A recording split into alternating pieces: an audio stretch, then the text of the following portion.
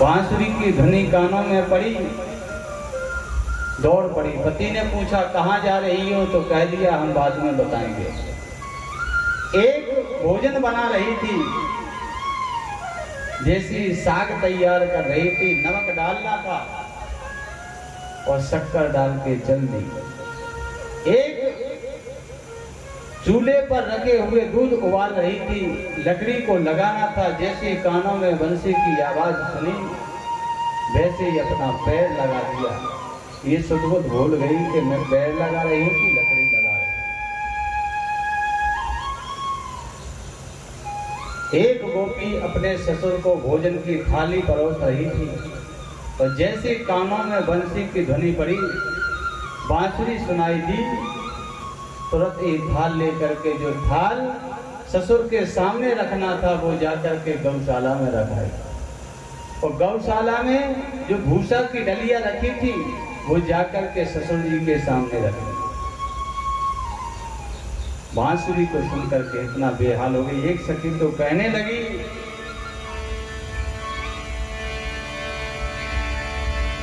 कान्हा तेरी बंसी ने के तीनों जुल्म गुजार, के ससुर का भूसा डाल दो तो भोजन गौ की सार। ससुर कहने लगे, बहू रानी पागल तो नहीं हो गई है, भूसा हमें खाना है कि भोजन करना है। आज वो डर गई और कहने लगी, पिताजी मैं बाद में सुनूंगी, पहले कान्हा की बंसी को सुनना है। दौड़ी चली आई। निसंग गीतम तदनंग वर्धनम ब्रज स्त्रिया गृहीत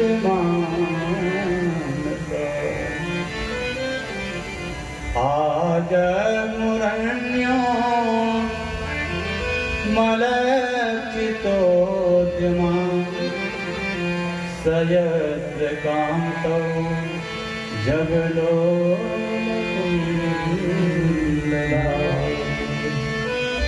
जब उस मधुर गीत को गोपियों ने सुना बांसुरी के द्वारा, तो ऐसा लगा कि कृष्ण की वह मूल्य हमारा नाम ले रही है, मुझे पुकार रही है। जो गोपी जिस कार्य को कर रही थी, उस कार्य को बीच में छोड़ करके आज कन्हैया के सामने उपस्थित हो गई। जब भगवान ने गोपियों को देखा तो भगवान कहने लगे, देवी स्वागतम भो महाभागा प्रियम किम करवाणि वै ब्रजस्यानां मयं कश्चित् भूतागमन कारणम्। भगवान कहने लगे, देवियों आप आई हो, हम आपका स्वागत करते हैं, लेकिन महाभागाओ ये बताओ किस घोर रात्रि में आपका किस कारण से यहाँ आना हुआ? रात्रि में अकेली जंगल में आने का कारण बताओ। रजन्येषां घोर रूपा घोर सत्त्वानि सेविता भेदियात ब्रजनेह हे स्त्रियं स्त्रीषु मध्यमा। देवियों आप लोग देख रही हो, ये घनघोर रात्रि है और रात्रि में कभी भी स्त्री को घर की देहली से बाहर नहीं जाना चाहिए, और आपने ये मर्यादा का उल्लंघन किया है देवी, अच्छा नहीं किया आपने। और अपने अपने पतियों की सेवा का परित्याग करके आप मुझसे मिलने के लिए चली आए, ऐसा आपको नहीं करना चाहिए देवी। आप जानती हो पतिव्रता धर्म। गोपियां कहने लगी, हम अनपढ़ हैं, हम कुछ भी नहीं जानते। भगवान कहने लगे, तो हम समझा रहे हैं, समझिए। एक हम आपको कथा बताते हैं। एक स्त्री थी बड़ी पतिव्रता। तो कहीं खेत से चल करके उनके पति हारे थके आए, आंगन में देखा पत्नी बैठी है पुत्र को गोदी में लेकर के। पति आए, थके हुए थे, बैठ गए, बातें करते करते नींद आ गई और पति वहीं पर पत्नी की गोदी में सो गए। पति सो रहे हैं गोदी में और वो बालक जहां पर चूल्हा जल रहा था, चूल्हे में आग धधक रही थी, बच्चा चलते चलते उस आग की ओर जा रहा है। लेकिन उस स्त्री ने देखा कि पति हमारे गोदी में सो रहे हैं, अगर हम बच्चे को बचाते हैं तो पति की नींद टूट जाएगी और हमारा पतिव्रत धर्म नष्ट हो जाएगा। तो गोपियों, सोचो तुम कि एक पतिव्रत धर्म को निभाने के लिए एक स्त्री अपने बालक की बलि देने के लिए तैयार है, और आप लोग अपने पतियों की सेवा का परित्याग करके मेरी बांसुरी को सुनने के लिए इस निर्जन वन में अकेली चली आई हो। ये तुमने अच्छा नहीं किया। गोपिकाएं कहती हैं कन्हैया और आगे सुनाओ। कन्हैया कहते हैं आगे क्या सुनाओ। जैसे वो बालक आगे बढ़ने लगा उस चूल्हे की तरफ और जाकर के उस चूल्हे में चला गया, उसने नेत्रों को बंद किया, पति का स्मरण किया। मैं अगर सच्ची पतिव्रता हूं तो मेरा पुत्र सकुशल बाहर आ जाए। और जैसे ही आंखें खोली उसने तो उसका पुत्र उस अग्नि में खेल रहा था। अग्नि कुछ नहीं बिगाड़ पाई। तो गोपियों, ये पतिव्रत धर्म का प्रताप है, उसी का यह प्रभाव है कि जो उसका बालक बच गया। गोपिकाएं नीचे गर्दन किए हुए हैं, सकुचा गई कि पहले तो मुरली बजा करके बुलाते हो, और जब तुम्हारे पास कोई प्रेमी आ जाता है तो प्रेमी को ऐसे दृष्टांत देकर के डांटते हो। कन्हैया, ये तुम अच्छा नहीं कर रहे हो।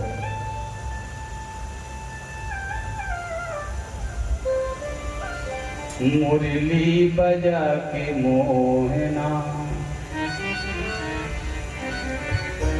मुरली बजा के मोहना, क्यों कर लिया किनारा।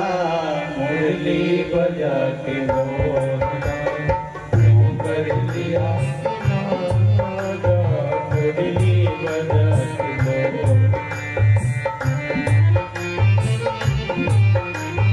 मुरली बजा के मोहना, क्यों कर लिया किनारा।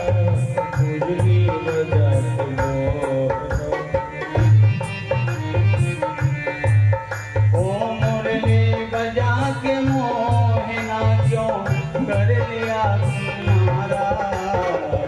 अपनों से हाय कैसा त्योहार है तुम्हारा। अपनों से हाय कैसा त्योहार है तुम्हारा। मुरली बजा के मोहना, मुरली बजा के मोहना, क्यों कर लिया किनारा। अपनों से हाय कैसा त्योहार है तुम्हारा। अपनों से हाय कैसा त्योहार है तुम्हारा।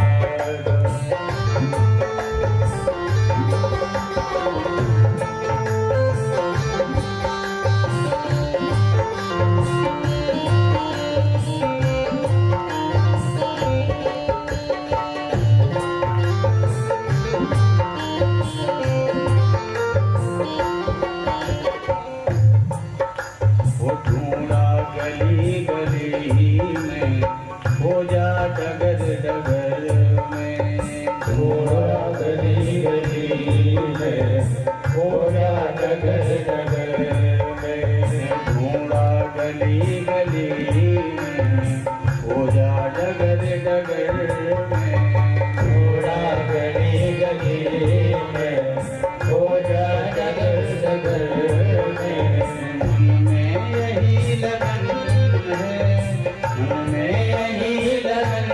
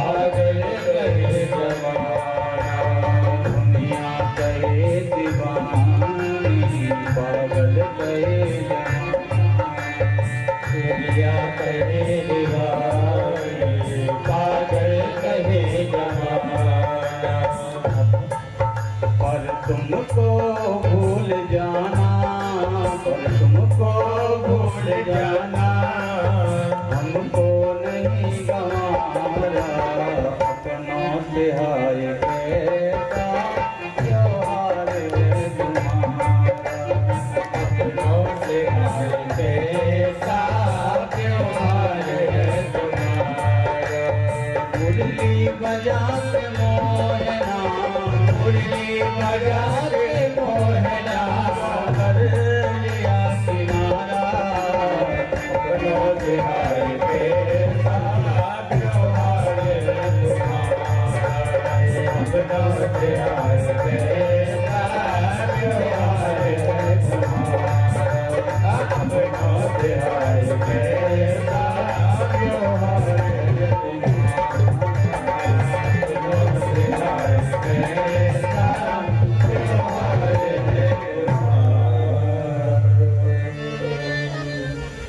आज कह रही है कन्हैया तुम ये अच्छा नहीं कर रहे हो। पहले तो मुरली के इशारे से आप बुलाते हो और जब तुम्हारे पास आ जाते हो तो दुनिया के प्रश्न करते हो। भगवान कहने लगे आई हो तो ठीक है, स्वागत है आपका। हमने इसलिए बुलाया कि हमें लगा कि आज आपके साथ मिलकर के रास करेंगे। आज भगवान ने रास किया है। रासों सवासं प्रवृत्तो गोपी मंडल मंडिता, योगीश्वरेण कृष्णेन तासां मध्ये गयो। आज भगवान ने ऐसा विचित्र नृत्य किया कि जितनी गोपी थी उतने ही कृष्ण हो गए और गलवैया दे करके आज नृत्य करते हैं। अगर कोई गोपी बीच में थक जाती है तो कन्हैया उन्हें पंखा से हवा करने लगते हैं। आज ऐसी अद्भुत लीला कर रहे हैं और ऐसा अद्भुत रास आज वृंदावन में रचाया जा रहा है। आइए सब मिलकर के चलते हैं, उसी वृंदावन के रास में प्रवेश करें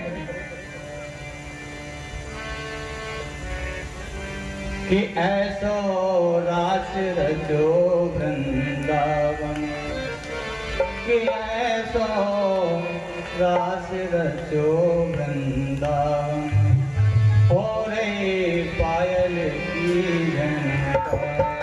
ऐसो रास रचो वृंदावन, हो रही पायल की झनकार, पायल की झनकार श्यामा, पायल की झनकार, पायल की झनकार श्यामा, पायल की झनकार।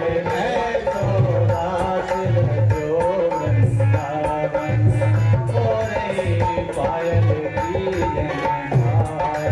ऐसो रास रचो वृंदावन, हो रही पायल की झनकार।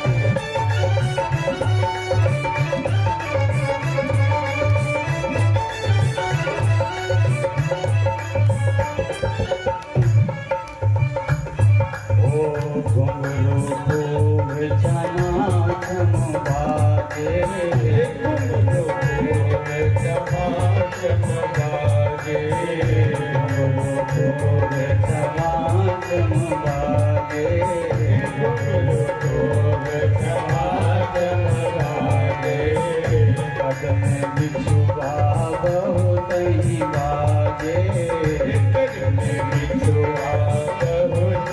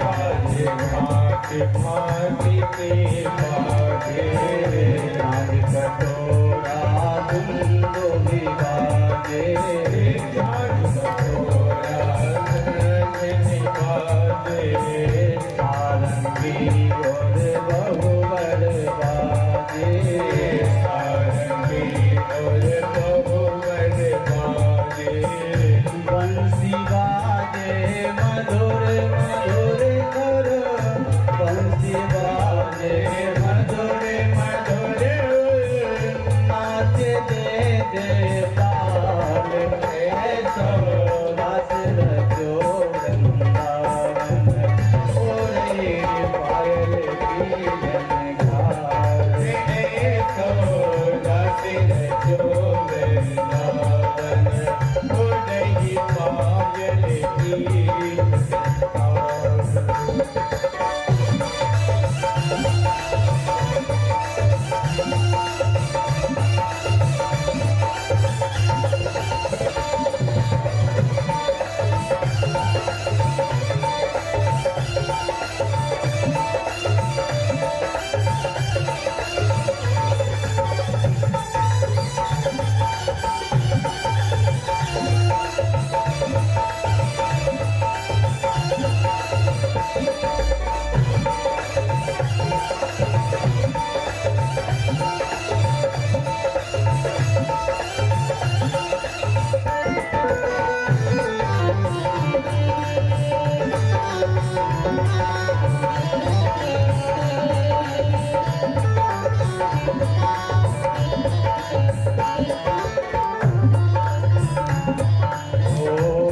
मोहन बेगल भैया राधा मोहन बेगल भैया राधा मोहन बेगल भैया राधा मोहन बेगल भैया नाच सब मिल ले भैया नाच सब मिल ले भैया जामा कट काला भरिया जामा कट काला भरिया पायल की झनकार ऐसो रस रचो ओरे पायल की झनकार ऐसो रस रचो ओरे पायल की झनकार